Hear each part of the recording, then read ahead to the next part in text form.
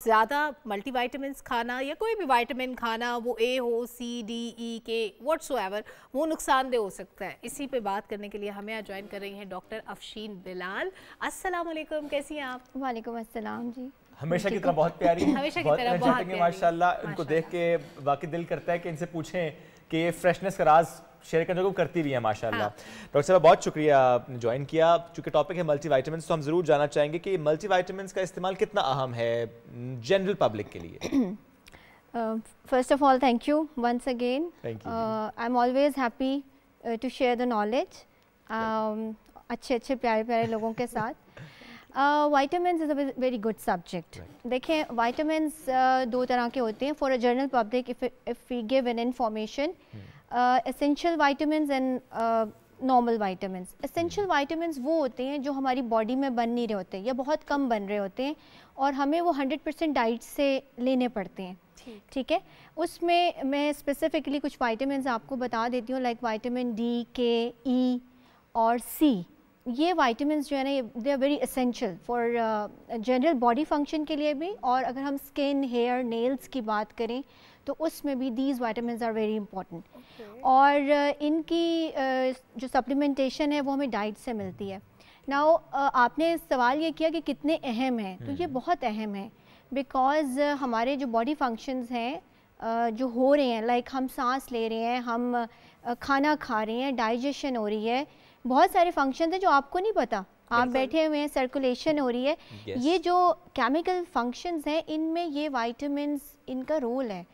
अगर लाइक हम लोग अगर बहुत कमिटेड हैं, बहुत काम करते हैं और हम अपनी डाइट में डाइटिंग कर रहे हैं, वेट भी हम नहीं चाहते कि पुट ऑन हो, तो फिर आप देखें कि हम इन डेफिशिएंसीज़ का शिकार हो जाते हैं और उसमें हम एकदम से एनर्जी लूज़ करते हैं, फैटीग्ड हो जाते हैं, बाल गिरने लग जाते हैं, स्किन पे प्रीमेच्योर एजिंग स्टार्ट हो जाती है, ड्राइनेस, रफनेस और इस तरह के सिम्टम्स आने लगते हैं। बच्चों में अगर डेफिशिएंसीज ये वाली हो जाएं तो उनको क्या होता है कि वो सोए रहते हैं, क्लास में वो डल हो जाते हैं। So the important thing is that कि विटामिन्स को डाइट से पूरा करना चाहिए। लाइक हर चीज़ खानी चाहिए, कोई चीज़ छोड़नी नहीं चाहिए। हमें अगर अल्लाह ताला ने मौसम में फल दिया है तो वो फल खाना चाहिए, रेड मीट खाना चाहिए, फ़िश खानी चाहिए, एग्स खाने चाहिए, नट्स खाने चाहिए। सही। So we should take a balance diet. फिर तो हमें सप्लीमेंटेशन की ज़रूरत नहीं पड़ेगी अगर हमारा हेल्दी लाइफ रूटीन है, हम वक्त पे उठ रहे हैं, वक्त पे सो रहे हैं, एक्सरसाइज कर रहे हैं, काम भी कर रहे हैं, सो फिर तो सप्लीमेंटेशन की ज़रूरत नहीं है। लेकिन अगर हम बहुत ओवरवर्कड हैं, हम बिंज ईटिंग करते हैं, लाइक हाथ में बर्गर उठाया और गाड़ी चलाई और चले गए, और या हम स्पेसिफिकली एक तरह की डाइट खाते हैं, हम वेजिटेरियन हैं। मिसाल के तौर पे आप जानते हैं दुनिया में कई अफराद ऐसे हैं जो वेजिटेरियन होते हैं, then they develop vitamin deficiencies. अच्छा, अगर एक हेल्दी इंसान खा पी रहा है ठीक रूटीन में, लेकिन उसको विटामिन डेफिशिएंसी है, कैसे पता चलेगा? हाउ वुड आई नो कि मुझे इस विटामिन की कमी है और मुझे ये सप्लीमेंट लेना है? देखिए, हर विटामिन के ना कुछ स्पेसिफिक रोल्स हैं। मिसाल के तौर पे हम एक विटामिन की बात कर लेते हैं, विटामिन डी। ठीक है, विटामिन डी हमारी स्किन में बनती है। आप 15-20 मिनट्स की सनलाइट में बैठें, स्किन में कोलेस्ट्रॉल होती है और वो विटामिन डी बना देती है। ठीक है। अच्छा, अब इसकी डेफिशिएंसीज़ कैसे पता चलती हैं? बच्चों में ये बड़ी सिग्निफिकेंट इनकी डेफिशिएंसीज़ जो हैं वो ज़ाहिर हो जाती हैं। अगर आप 24 घंटे घर के अंदर हैं, आपको सन नहीं मिल रहा, और आप क्या होगा, आप बार बार बीमार होंगे। कुछ बच्चे होते हैं उनकी हड्डियां टेढ़ी हो जाती हैं, उनकी टांगें टेढ़ी हो जाती हैं, बाजू टेढ़े होने लग जाते हैं, बिकॉज़ विटामिन डी का रोल है कैल्शियम के एब्जॉर्प्शन में। इसी तरह से स्किन में भी उसका रोल है विटामिन डी का। आपको एक तो सिम्टम्स से पता चलता है, मतलब बच्चों में ये सिम्टम्स आती हैं, एडल्ट्स में फटीग्ड होती है, मसल मतलब वीकनेस होती है, आपका दिल नहीं करेगा, आप बिस्तर में पड़े हैं तो उठने को दिल नहीं करेगा, आप कंसंट्रेट नहीं कर सकते अपने काम पे, आप जो चीज़ कर रहे हैं कर तो रहे हैं लेकिन आपको याद नहीं हो रही, आप भूल रहे हैं चीज़ों को, हाथ में आपके मोबाइल है और आप घर में मोबाइल ढूंढते फिर रहे हैं। मतलब this happens ना. So these are the symptoms, and then we have specific investigations as well. Okay. For different vitamins. हम vitamin D के levels check कर सकते हैं. इसी तरह से vitamin C है तो उसके कुछ metabolites होते हैं जिनको हम blood में check कर सकते हैं. हर vitamin के अपने investigative methods होते हैं other than symptoms. तो we can. बच्चों से मुताल्लिक डॉक्टर साहब अगर हम देखें कि बच्चा नॉर्मल रूटीन से हट के हमें उसका बिहेवियर नज़र आ रहा है, वो थक रहा है, वो पहले पढ़ाई में ठीक था लेकिन अब उसकी टीचर ने कहा जी आप पढ़ाई में इतना अच्छा नहीं है, ये ध्यान इसका सही नहीं है, उसके स्लीप पैटर्न में थोड़ा चेंज हुआ है, कौन से टेस्ट कराने चाहिए उसके विटामिन्स के? टेस्ट से पहले जो है ना उसको मेरा ख्याल में लाइफ स्टाइल देखना चाहिए कि बच्चों में आम तौर पे देखिए बच्चों की nutritional requirement in a day different है एडल्ट से. हमारी जो डेली न्यूट्रिशनल रिक्वायरमेंट है ना ये इसको हम ग्रेड करते हैं बच्चों में, एडल्ट्स में, एल्डरली में एंड देन स्पेशल ग्रुप जो कि प्रेग्नेंट लेडीज़ हैं या बच्चों का ना ज़रा डिफरेंट होता है क्योंकि वो ग्रो कर रहे होते हैं, उनकी रिक्वायरमेंट ज़्यादा होती है. ठीक है, अब होता ये है कि अभी आजकल एलर्जीज़ बहुत ज़्यादा हैं और कुछ मिथ्स भी हैं. कुछ घर वाले जी इसको अंडे से एलर्जी हो जाती है, इसको गोश्त से एलर्जी है, खाना पीना वैसे ही बंद कर देते हैं बच्चों का. उससे क्या होता है बच्चों में डेफिशिएंसीज आ जाती हैं, प्रोटीन की डेफिशिएंसी आ जाती है, ओवरऑल मतलब लाइक टोटल न्यूट्रिशनल डेफिशिएंसी आ जाती है.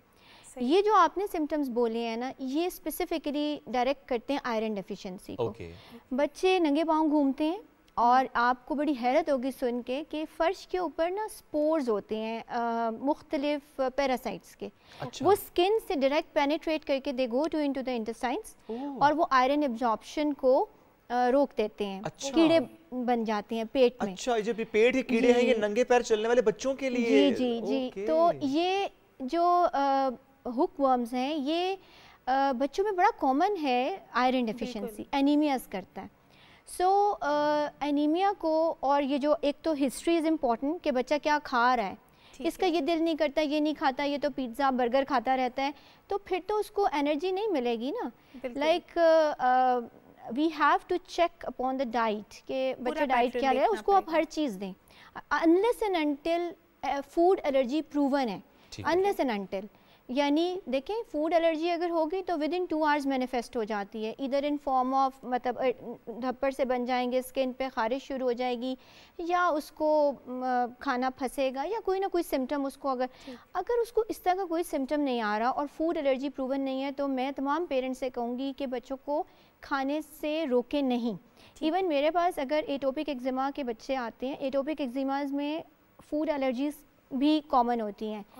I make this thing sure first कि ये वाकई जो फूड एलर्जेंस हैं ये एलर्जी कर रहे हैं, फिर मैं उनको कहती हूँ कि मोहतात हो जाएं. ठीक है, यानी बंद नहीं करती क्योंकि बच्चे का अगर बंद कर देंगे उसकी ग्रोथ रुक जाएगी.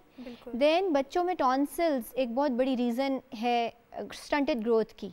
वो खा पी नहीं सक रहे होते हैं ना, उनके टॉन्सिल्स होते हैं, खाना फंस जाता है या वो बीमार हो रहे हैं बार बार. So these are the different मतलब लाइक हिस्ट्री से भी हम चेक करते हैं. देन आयरन लेवल्स हम कराते हैं और हम खाने के साथ साथ उनकी न्यूट्रिशन सप्लीमेंटेशन जो है वो देने में कोई हर्ज नहीं है. अच्छा, अगर किसी बच्चे को एलर्जी प्रूवन है और वो बच्चा स्पेसिफिक डाइट नहीं ले सकता, बहुत ज़्यादा एलर्जी हो जाती है किसी को, तो क्या बच्चे को फूड सप्लीमेंट्स या विटामिन्स दिए जा सकते हैं? यस, बिल्कुल दिए जा सकते हैं. इसीलिए मैंने ये आपसे कहा ना कि अगर प्रूवन है और हम वो नहीं दे रहे तो फिर जो एसेंशियल विटामिन्स हैं, एसेंशियल मिनरल्स हैं जो उसकी ग्रोथ में जिन्होंने रोल प्ले करना है, अमीनो एसिड्स वो देने चाहिए. और ये विटामिन्स देने के लिए अब डॉक्टर ने तो कह दिया दें या आपने किसी सुन लिया कि आपने विटामिन्स लेने हैं, अब ये भी नहीं पता कि किस वक्त लेने हैं और कौन से विटामिन्स को एक साथ नहीं लेना, कौन सा खाने से पहले, कौन सा दूध के साथ, ये थोड़ा सा गाइड अगर आप कर दें. देखिए विटामिन्स लाइक मतलब विटामिन डी को अगर सी के साथ लें तो उसकी एब्जॉर्प्शन ज़्यादा अच्छी होती है. ठीक है. इसी तरह से आयरन को हम विद मील्स ले सकते हैं और विटामिन्स एम्प्टी स्टमक नहीं ली जाती क्योंकि वो टॉलरेट नहीं होती हैं. उनका आफ्टर टेस्ट होता है और बहुत सारी उनके साथ प्रॉब्लम होता है. जनरली आप उसको या तो नाइट टाइम पे उनको दे लें ताकि वो उसका आफ्टर टेस्ट बने ही नहीं. और कुछ विटामिन्स जैसे मैंने आपसे कहा कि कुछ की एब्जॉर्प्शन स्पेसिफिक विटामिन्स होती हैं जिनकी एब्जॉर्प्शन दूसरी विटामिन्स के साथ ज़रा बेहतर होती है. आयरन को आप कैल्शियम के साथ ना दें, मतलब लाइक इस तरह दूध के साथ आपने आयरन वाला नहीं मतलब ये ना करें। तो इसमें बहुत सारे लोग होते हैं वो मेडिसिन्स को दूध के साथ लेना पसंद करते हैं। I think so plain water is okay. और बच्चों में तो वैसे भी हम सिरप्स देते हैं और एडल्ट्स में भी हम सिरप्स यूज़ कर सकते हैं, लेकिन फिर वही बात है कि एडल्ट्स की रिक्वायरमेंट डिफरेंट होती है, बच्चों की डिफरेंट होती है, तो डोज ज़रा ज़्यादा हो जाएगी। ठीक, अच्छा बच्चों की भी हमने बात कर ली और हमारे जैसे लोगों की भी, बुज़ुर्गों को हर घर में कुछ ना कुछ मसाइल का सामना रहता है और नॉर्मली क्या होता है कि हम अपनी मर्ज़ी से उनको अच्छी सी मल्टीविटामिन ला के दे देते हैं जिसमें सारे विटामिन्स मौजूद हो, हम कहते हैं इनकी सेहत अच्छी हो जाएगी। क्या ये प्रैक्टिस ठीक है? नहीं, ये प्रैक्टिस ठीक नहीं है।